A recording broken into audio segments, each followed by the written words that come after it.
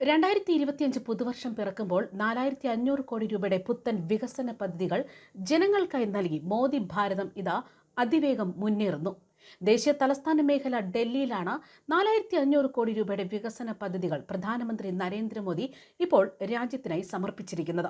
രാജ്യ തലസ്ഥാനത്തെ ചേരി നിവാസികൾക്കായി പണിത സ്വാഭിമാൻ ഫ്ളാറ്റുകളുടെ ഉദ്ഘാടനത്തിനൊപ്പം തന്നെ ഡൽഹി സർവകലാശാലയിലെ വി സവർക്കർ കോളേജിന്റെ തറക്കൽ ചടങ്ങും അദ്ദേഹം നിർവഹിച്ചു. തുടർന്നാണ് 4500 കോടി രൂപയുടെ വികസന പദ്ധതികൾ അദ്ദേഹം ഉദ്ഘാടനം ചെയ്തത്.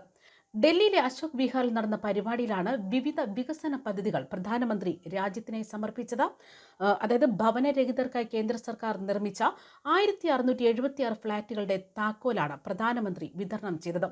ഡൽഹി ഡെവലപ്മെന്റ് അതോറിറ്റിയുടെ സുപ്രധാന നാഴികക്കല്ലാണ് ഇൻസ്റ്റിറ്റ്യൂട്ട് ചേരി പുനരധിവാസ പദ്ധതിയെന്നും ഡൽഹിയിലെ ജെ ക്ലസ്റ്ററുകളിൽ താമസിക്കുന്നവർക്ക് മെച്ചപ്പെട്ട താമസ സൗകര്യമാണ് ഇതിലൂടെ ഉറപ്പാക്കുന്നതെന്നും അദ്ദേഹം വ്യക്തമാക്കി. ഡൽഹിയിലെ ജെ ക്ലസ്റ്ററുകൾ താമസിക്കുന്നവർക്ക് മെച്ചപ്പെട്ട താമസ സൗകര്യം ഉറപ്പാക്കുക എന്നതാണ് ഈ പദ്ധതിയിലൂടെ ലക്ഷ്യം വെക്കുന്നത്. മാത്രമല്ല, ഡൽഹിയിൽ പ്രവർത്തനം ആരംഭിക്കുന്ന ലോകോത്തര നിലവാരത്തിൽ നിർമ്മിച്ച വ്യാപാര കേന്ദ്രവും അദ്ദേഹം നാടിന് സമർപ്പിച്ചു. ഡൽഹി സർവകലാശാലയ്ക്ക് കീഴിൽ സൂരജ് മൽ വിഹാറിലെ ഈസ്റ്റേൺ ക്യാമ്പസിലും ദ്വാരകയിലെ വെസ്റ്റേൺ ക്യാമ്പസിലും ഓരോ അക്കാദമിക് ബ്ലോക്കുകളാണ് പ്രധാനമന്ത്രി ഉദ്ഘാടനം ചെയ്തത്. 600 കോടി രൂപ ചിലവിലാണ് 2 പുതിയ ക്യാമ്പസുകളടക്കം നിർമ്മിക്കാൻ പദ്ധതിയിടുന്നതും. ഡൽഹിയിലെ ദ്വാരകയിൽ പുതുതായി നിർമ്മിച്ച CBSEയുടെ സംയോജിത ഓഫീസ് സമുച്ചയവും പ്രധാനമന്ത്രി ഉദ്ഘാടനം ചെയ്തു.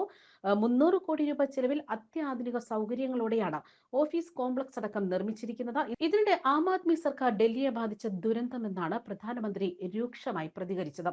ആം ആദ്മി നേതാവ് അരവിന്ദ് കെജ്രിവാളിനെ പരോക്ഷമായി തന്നെ അദ്ദേഹം വിമർശിക്കുകയും ചെയ്തു. ഇക്കഴിഞ്ഞ 10 വർഷമായി രാജ്യ തലസ്ഥാനത്ത് ഒരു ദുരന്തം ബാധിച്ചിരുന്നു എന്നാണ് മോദി വ്യക്തമാക്കിയത്. അണ്ണാ ഹസാരിയെ മറയാക്കി സത്യസന്ധതയില്ലാത്ത ചിലർ ഡൽഹിയെ ആപത്തിലേക്ക് തള്ളിവിട്ടു എന്നാണ് പ്രധാനമന്ത്രി ആരോപിച്ചത്.